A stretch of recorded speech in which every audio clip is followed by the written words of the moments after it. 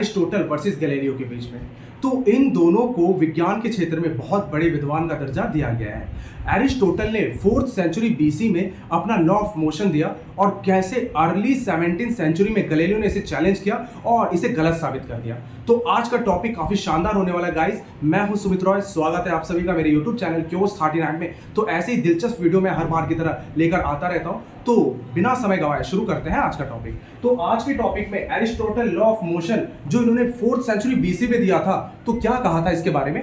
इन्होंने कहा an external force is necessary to keep a body moving with uniform velocity. तो इन्होंने कहा किसी ऑब्जेक्ट को अगर आपको यूनिफॉर्म मोशन में रखना है तो आपको फोर्स लगाते रहना होगा। अगर आपने फोर्स लगाना बंद किया तो ऑब्जेक्ट रुक जाएगी।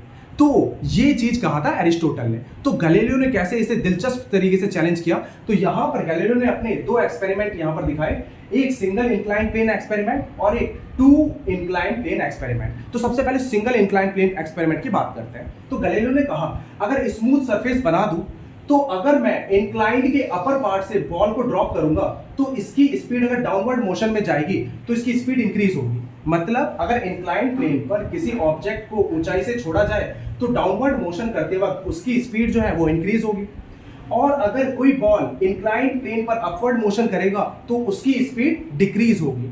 तो ऊपर से नीचे आने पर स्पीड इंक्रीज होती है और जब इंक्लाइंड प्लेन पर ऊपर जाता है तो स्पीड इंक्रीज होती है। तो गैलीलियो ने दिमाग लगाया कि अगर फ्लैट सरफेस होगा तो उसकी स्पीड कांस्टेंट रहेगी, ना इंक्रीज होगी ना डिक्रीज होगी। तो क्या होना चाहिए, कांस्टेंट स्पीड होना चाहिए। तो सही बात लगती है ये।